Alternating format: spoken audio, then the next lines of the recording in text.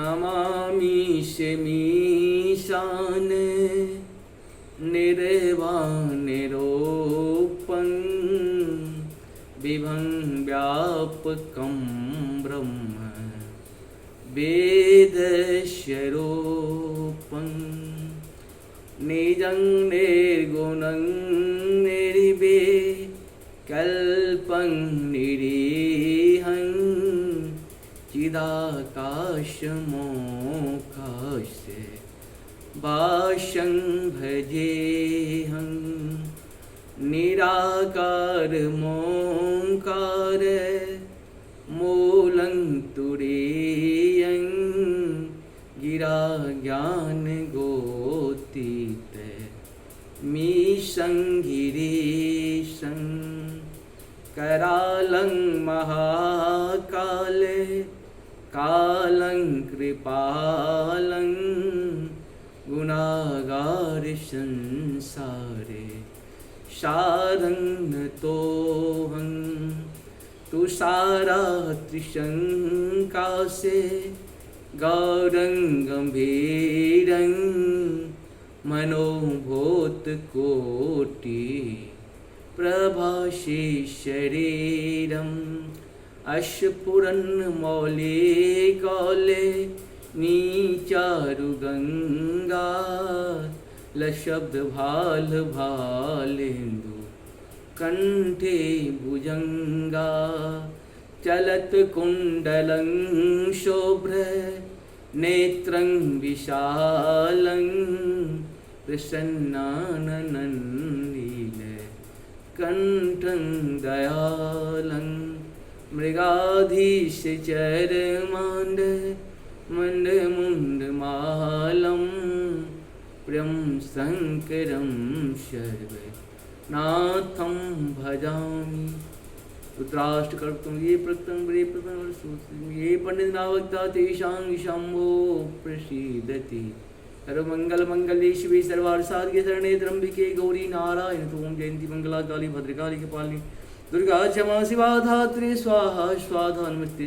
ओम नमः शिवाय ओम नमः शिवाय ओम नमः शिवाय ओम नमः शिवाय।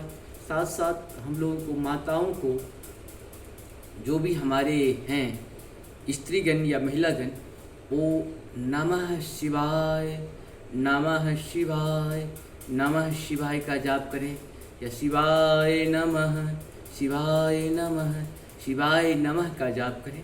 जिनसे उनको ज़्यादा लाभ होगा, क्योंकि शिव पुराण में ऐसा विधि बताए गए हैं कि माताओं को नमः शिवाय कहना है या शिवाय नमः कहना है, और पिताजी लोगों को भाई बंधु लोगों को ये जो है ओम नमः शिवाय का जाप करना है। जय हिंद जय भारत माता का स्वागत है। मैं राम ऋचा। आज हम लोग शिव महापुराण के विदेश्वर संहिता अभी हम लोग का चल रहा है। इसमें हम लोग आज 23वां अध्याय को सुनेंगे। कोशिश करें कि प्रभु का ध्यान हमेशा हम लोग करते रहें। कहीं न कहीं प्रभु का ध्यान रखने से हम सबों को बहुत ही लाभ होगा, और लाभ का लाभ उठाएं। लाभ से ही लाभ उठाया जा सकता है, ज्ञान से ही ज्ञान को बढ़ाया जा सकता है, बुद्धि से ही बुद्धि को बढ़ाई जा सकती है, विवेक से ही विवेक को बढ़ाया जा सकता है। सत्य सनातन की जय हो, सत्य सनातन की जय हो, सत्य सनातन की जय हो। सत्य सनातन के लिए हम लोग कहीं न कहीं प्रयास रखते रहें। मानसिक शारीरिक आर्थिक हमेशा तैयार रहें, क्योंकि जीवन आज है कल नहीं रहेगा, लेकिन सत्य सनातन तो रहेगा, कि सनातन तो रहेगा। इसके लिए हम लोग जीवन के साथ साथ सत्य सनातन के लिए भी सहयोग की राशि भेजें या सहयोग करते रहें। जो भी लोग जहाँ भी काम करते हैं, अंश दान से आपका अंश बढ़ता है, और कोशिश करें कि हमारा जो भी होता है उसे पूर्ण सुने, आंशिक न सुने। आंशिक सुनने से आंशिक लाभ होगा, पूर्ण सुनने से पूर्ण लाभ होगा। लाभ नहीं होगा ऐसा हो ही नहीं सकता है। यही तो हमारे शास्त्र की स्तुति या पाठ है, जो जितना भाग में जितनी हम लेंगे उतना हमें उसका लाभ जरूर मिलता है। ये कभी क्षय नहीं हो सकता है, ये तो कभी न कभी आपके साथ रहेगा। धर्म के साथ खड़े रहें। धर्म सत्य है, सत्य धर्म है। सत्य सनातन धर्म है, जो धर्म एक था, एक है और एक ही रहेगा। इसीलिए सत्य के साथ हमेशा करें। सत्य जो है सनातन जो है वही धर्म है। ये तीन चीज़ है हम लोग के पास, सत्य सनातन और धर्म। ये तीनों चीज़ जो है, जहाँ सत्य रहेगा वहाँ सनातन होगा ही, और जहाँ सनातन होगा वहाँ धर्म होगा ही। अधर्म एक था, एक है और एक ही रहेगा। इस तरह की सच्चाई है। सच्चाई से हम लोग मुँह ना मोड़ें और शुरू करते हैं हम लोग। गाय का दूध, गाय दही और शहद घी, इन तीनों को पूजन के लिए शहद और शक्कर के साथ पृथक पृथक भी रखें और इन सब को मिलाकर सम्मिलित रूप से पंचामृत भी तैयार कर लें। इनके द्वारा शिवलिंग का अभिषेक एवं स्नान कराएं। फिर गाय का दूध और अन्न के मेल से नैवेद्य तैयार करके प्रणव मंत्र के उच्चारण पूर्वक उसे भगवान शिव को अर्पित करें। संपूर्ण प्रणव को ध्वनि लिंग कहते हैं। स्वयंभू लिंग नारद स्वरूप होने के कारण नाद लिंग कहा गया है। यंत्र या अर्धा बिंदु स्वरूप होने के कारण बिंदु लिंग के रूप में विख्यात है। उससे अचल रूप से प्रतिष्ठित जो शिवलिंग हैं वह मकार स्वरूप हैं, इसीलिए मकार लिंग कहलाता है। सवारी निकालने आदि के लिए जो चरलिंग होता है वह उकार लिंग, उकार स्वरूप होने से उकार लिंग कहा गया है। तथा पूजा की दीक्षा देने वाले जो गुरु या आचार्य हैं उनका विग्रह आकार का प्रतीक होने से आकार लिंग माना गया है।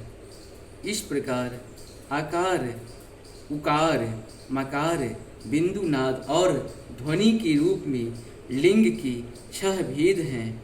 इन 6 लिंगों की नित्य पूजा करने से साधक जीवन मुक्त हो जाता है, इसमें संशय नहीं है। अब हम लोग प्रांग षडलिंग स्वरूप प्रणव का महात्म्य, उसकी सूक्ष्म रूप ओमकार और स्थूल रूप पंचाक्षर मंत्र का विवेचन, उसके जप की विधि एवं महिमा, कार्य ब्रह्मा के लोक से लेकर कारण रुद्र के लोकों तक का विवेचना करके कालातीत पंचावरण विष्ट शिवलोक के अनिवर्चनीय वैभव का निरूपण तथा शिव भक्तों के सत्कार की महत्ता। ऋषि बोले, प्रभु महामुने, आप हमारे लिए क्रमशः षड लिंग स्वरूप प्रणव का महात्म तथा शिव भक्त के पूजन का प्रकार बताइए। सूत जी ने कहा, महर्षियों, आप लोग तपस्या के धनी हैं। आपने यह बड़ा सुंदर प्रश्न उपस्थित किया है, किंतु इसका ठीक ठीक उत्तर महादेव जी ही जानते हैं, दूसरा कोई नहीं। तथापि भगवान शिव की कृपा से ही मैं इस विषय का वर्णन करूंगा। वे भगवान शिव हमारे और आप लोगों की रक्षा का भारी भार बारंबार स्वयं ही ग्रहण करें। प्रणाम है प्रकृति से उत्पन्न संसार रूपी महासागर का प्रणव, इससे पार करने के लिए दूसरी नाव है। इसीलिए इस ओमकार को प्रणव की नाव है, प्रणव की संज्ञा देते हैं। ओमकार अपने जप करने वाले साधकों से कहता है, प्रपंच नौ नहीं है वह तुम लोगों के लिए। अतः इस भाव को लेकर भी ज्ञानी पुरुष ओम का प्रणव नाम से जानते हैं। इसका दूसरा भाव यूँ है, प्रगसेन प्रकरसेन प्रकरसेन नौ से नयेत वह से युष्मान मोक्षम इति वा प्रणव अर्थात यह तुम सब उपासकों को बलपूर्वक मोक्ष तक पहुंचा देगा। इस अभिभाव से भी इसे ऋषि मुनि प्रणव कहते हैं। अपना जप करने वाले योगियों की तथा अपने मंत्र की पूजा करने वाले उपासकों के लिए समस्त कर्मों का नाश करके यह दिव्य नित्य ज्ञान होता है। इसीलिए भी इसका नाम प्रणव है। इन माया रहित माहेश्वर को ही नभ अर्थात नूतन कहते हैं। वे परमात्मा प्रगट स्वरूप से नभ अर्थात शुद्ध रूप से इसीलिए प्रणव कहलाते हैं। प्रणव साधकों का नभ अर्थात नवीन शिव स्वरूप कर देता है। इसीलिए भी विद्वान पुरुष इसे प्रणव के नाम से जानते हैं। इसका प्रकृष्ट रूप से नव दिव्य परमात्मा ज्ञान प्रकट करता है। इसीलिए वह प्रणव है। प्रणव के दो भेद बतलाए गए हैं, स्थूल और सूक्ष्म। एक अक्षर रूप जो ओम है उसे सूक्ष्म प्रणव का जानना चाहिए और नमः शिवाय इस पांच अक्षरों के मंत्र को स्थूल प्रणव समझना चाहिए। जिससे पांच अक्षर व्यक्त नहीं है वह सूक्ष्म है और जिसमें पांचों अक्षर सुस्पष्ट रूप में व्यक्त है वह स्थूल है। जीवन मुक्त पुरुष के लिए सूक्ष्म प्रणव के जप का विधान है, वही उसके लिए समस्त साधनों का सार है। यद्यपि जीवन मुक्त के लिए किसी साधन की आवश्यकता नहीं है क्योंकि वह सिद्ध रूप है, तथापि दूसरों की दृष्टि जब तक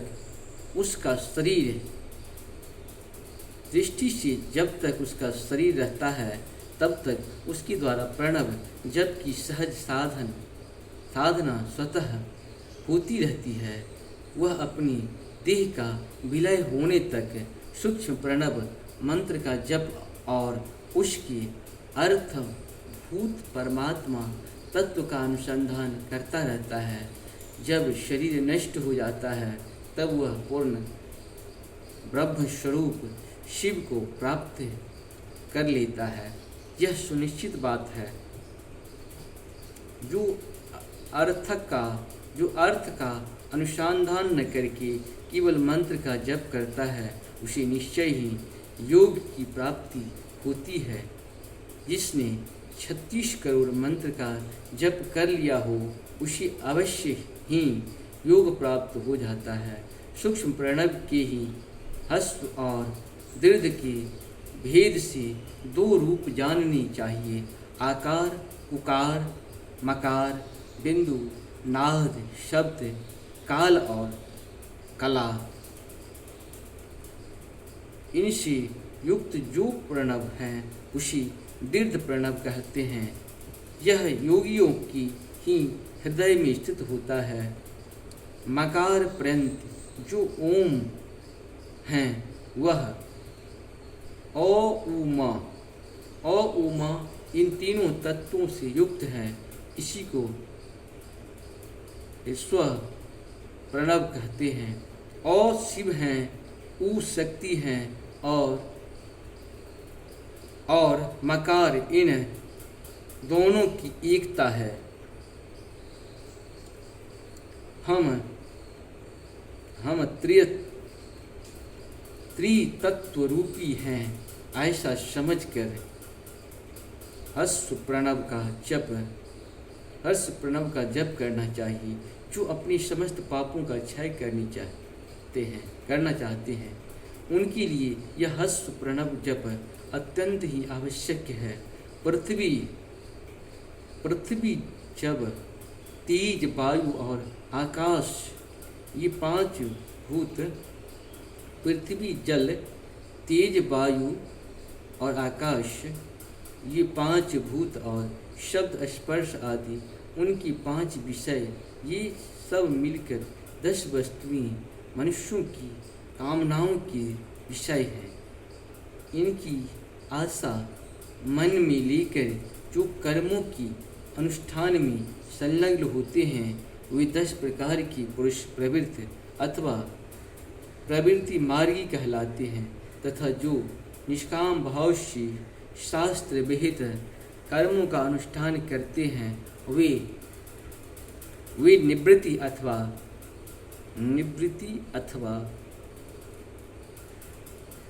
निवृत्ति मार्गी कहे गए हैं।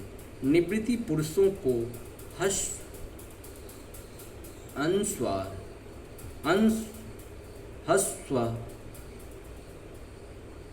प्रणव का ही जप करना चाहिए और निवृत्ति पुरुषों को दीर्घ प्रणव का व्याव्युत्यों तथा अन्य मंत्रों के आदि में इच्छा अनुसार शब्द और कला से युक्त प्रणव का उच्चारण करना चाहिए।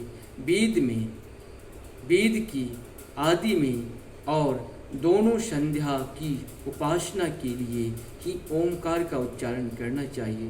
प्रणव का 9 करोड़ जप करने से मनुष्य शुद्ध हो जाता है। फिर 9 करोड़ का जप करने से वह पृथ्वी तत्व पर विजय पा लेता है। तत्पश्चात पुनः 9 करोड़ का जप करके वह जल तत्व को जीत लेता है। पुनः 9 करोड़ जप से अग्नि तत्व पर विजय पाता है। तदंतर फिर 9 करोड़ जप करके वह वायु तत्व पर विजय होता है। फिर 9 करोड़ के जप से आकाश को अपने अधिकार में कर लेता है। इसी प्रकार 9 करोड़ का जप करके वह क्रमशः गंध, रस, रूप, स्पर्श और शब्द पर विजय पाता है। इसके बाद फिर 9 करोड़ का जप करके अहंकार को भी जीत लेता है। इस तरह 108 करोड़ प्रणव जप करके उत्कृष्ट बोध को प्राप्त हुआ पुरुष शुद्ध योग का लाभ करता है। शुद्ध योग से युक्त होने पर वह जीवन मुक्त हो जाता है, इसमें संशय नहीं है। सदा प्रणव का जप और प्रणव रूपी शिव का ध्यान करते करते समाधि में स्थित हुआ महायोगी पुरुष साक्षात पुरुष शिव ही है, इससे संशय नहीं है।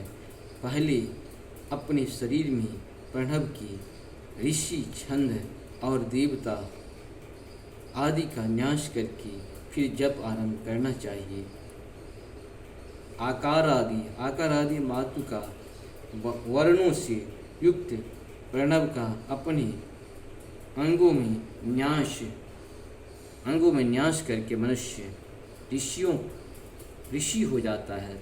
मंत्रों के 10 विध संस्कार, मातृका न्यास तथा षड ध्वशोधन आदि के साथ संपूर्ण न्यास फल उसे प्राप्त हो जाता है।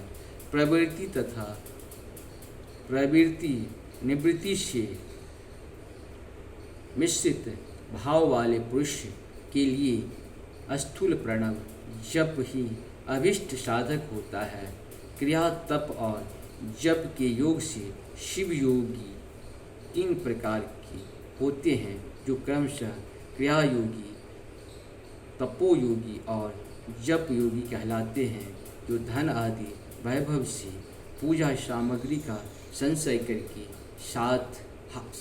करके हाथ आदि अंगों से नमस्कारादि क्रिया करते हुए इष्ट देव की पूजा में लगा रहता है, वह क्रिया योगी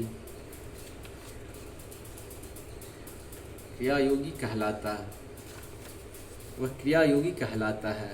पूजा में संलग्न रहकर भी परिमिति भोजन करता